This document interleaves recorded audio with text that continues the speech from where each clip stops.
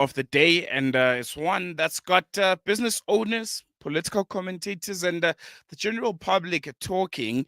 The Democratic Alliance says a broad-based Black economic empowerment, triple BEE, that act, they're saying, in its current form, has failed to meaningfully uplift the majority of South Africans and is instead enriching a small, politically connected elite.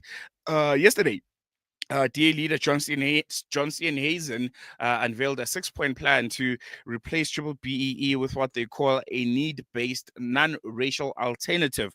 It is a proposal that, if implemented, could mark one of the biggest policy shifts since the dawn of democracy. But we asked the question this morning: is this a bold step towards real empowerment or a political gamble that risks rolling back hard-won transformation gains? And joining me now is a political analyst, Hlumelo Xaba, to help us unpack the politics, the economics, and the implications if we see the scrapping of triple BEE. Hlumelo, thank you so much for joining us. Welcome to News and Views this morning. Really appreciate you giving us your time. Good morning, and to all the viewers, and thank you very much for having me this morning. Pleasure's all ours. I want to get right into it. This proposal by the DA, I think it landed like a political grenade to many.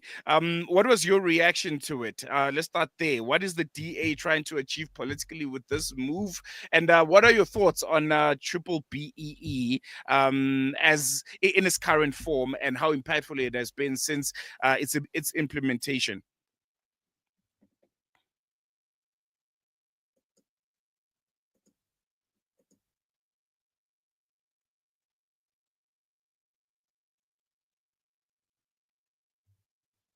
All right. We seem to have some connectivity issues there with Hlumelo. I think we're going to try and get him on a different platform because this is a really, really important conversation to have. I think this year in particular, there's been a lot of conversations around triple BEE and how viable it is.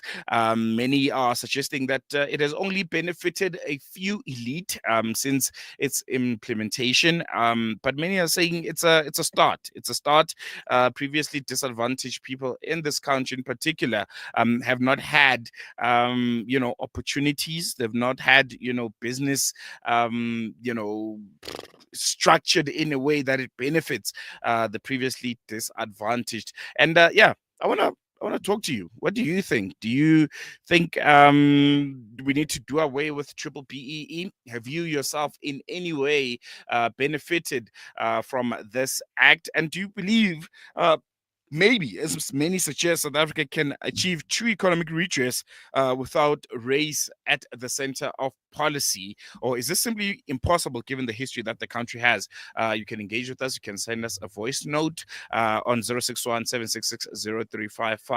or you can comment live on our various social media platforms. I think we have Hlumelo back. Hlumelo, thank you so much for joining us. Are you able to hear me now?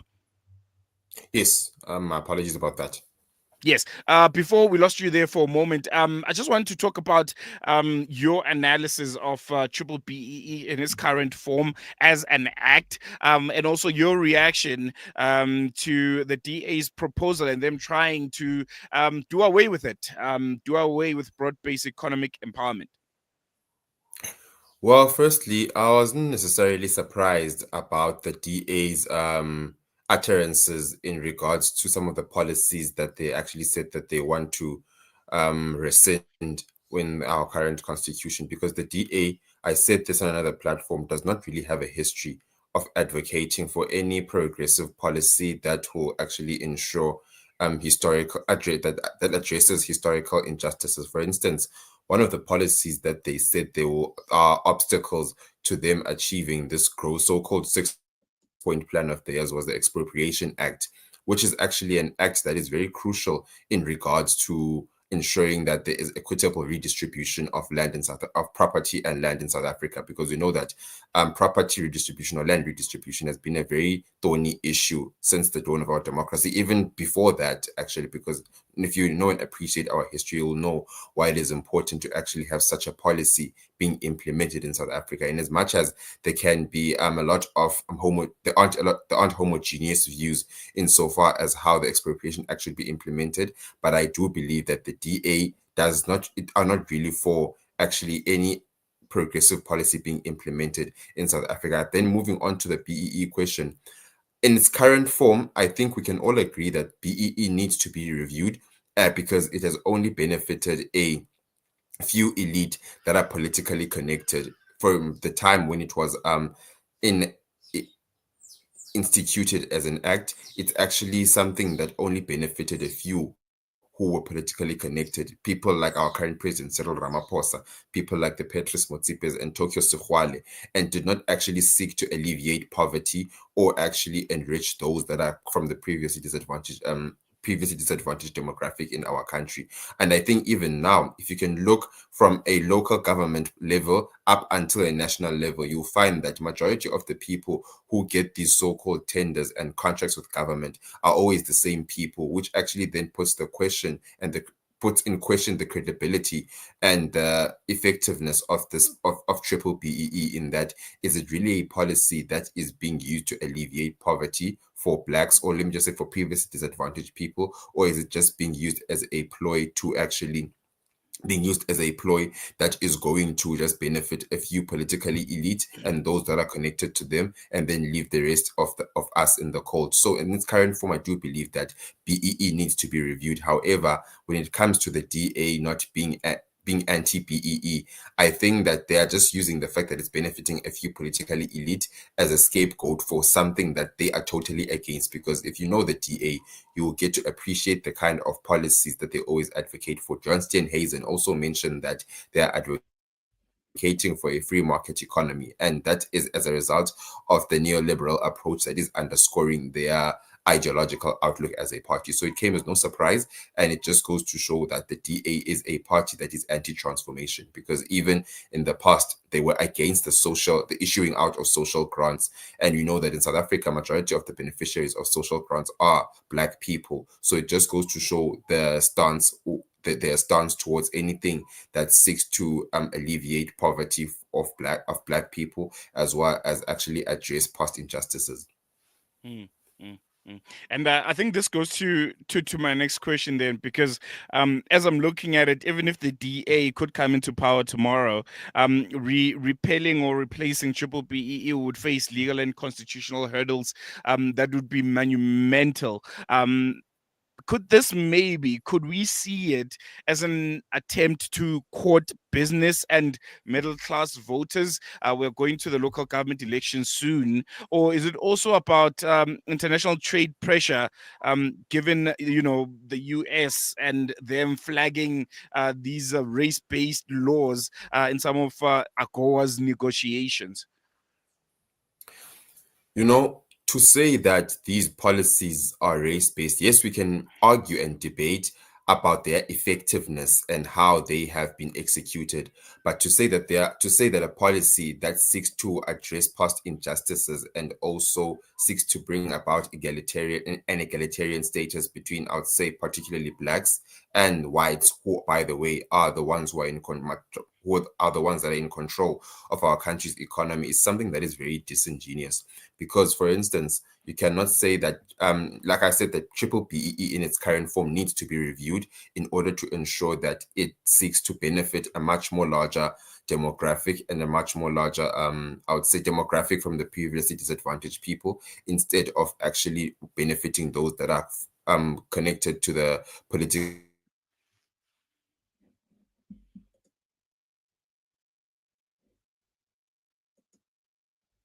demographic. So it came as no surprise when the DA was actually saying that they want to scrap BEE, they want a rescission of BEE, as well as the Expropriation Act. I'll take you back to last year, for instance, when the DA marched with right-wing organizations in opposition to the Bella Act, which is an act that also seeks to actually address past injustices and bring about equality within our democracy. So it just goes to show the kind of party that it is. I think also this may be the DA trying to actually it may be them actually trying to lure some international investors, because we know that, for instance, there's still a debacle in terms of Starlink being able to operate in South Africa. We even heard it during President Ramaphosa's visit to the US, whereby they actually alluded to the fact that some of the race-based laws are not enabling these international businesses to be able to invest in the country.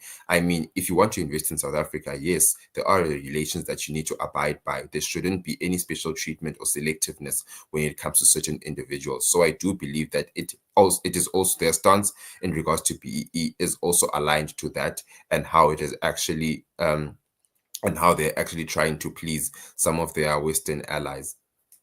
Mhm, mhm. I want to touch on, triple PE in itself, and maybe how we can go about reconciling the policy's original intent with evidence that it sometimes rewards wealth that people already have, that elite minority already have, rather than creating new wealth. And I think this is at the heart of the conversation, the dispensation of the policy and who it benefits. How do we go about that, reconfiguring the current status quo of what BEE is, looking at what its true and original intent was supposed to be?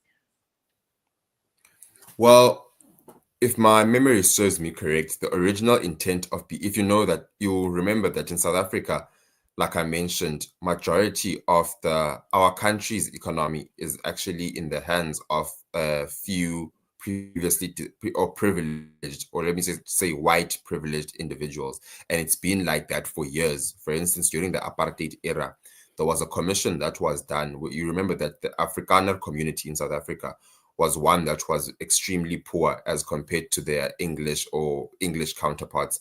So a commission was actually conducted during that time that actually showed how poor Afrikaners were.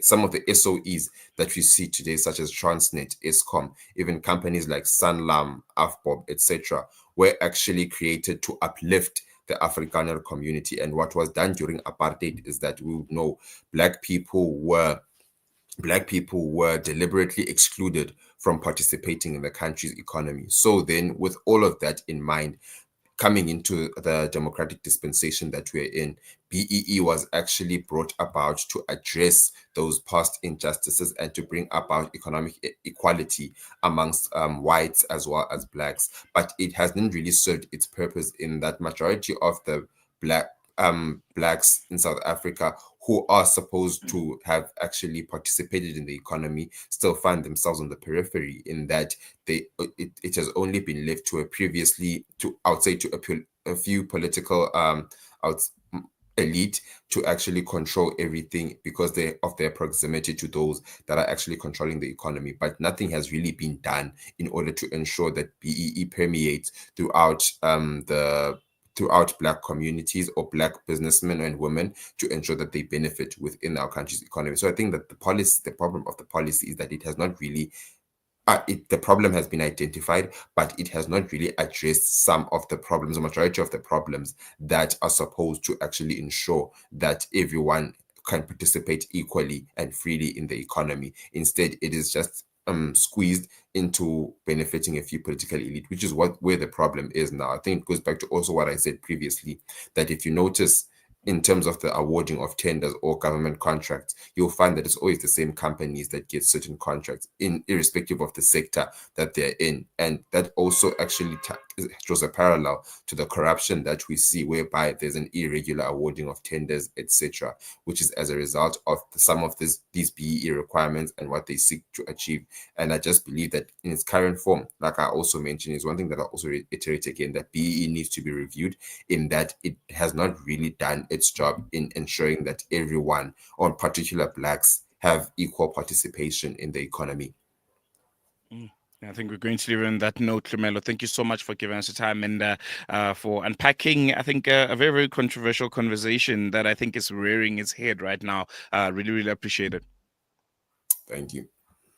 There you have it there. That was political analyst Hlumelo Xaba giving us a sharp read on the DA's bold and controversial proposal to overhaul triple BEE. Now, it's over to you.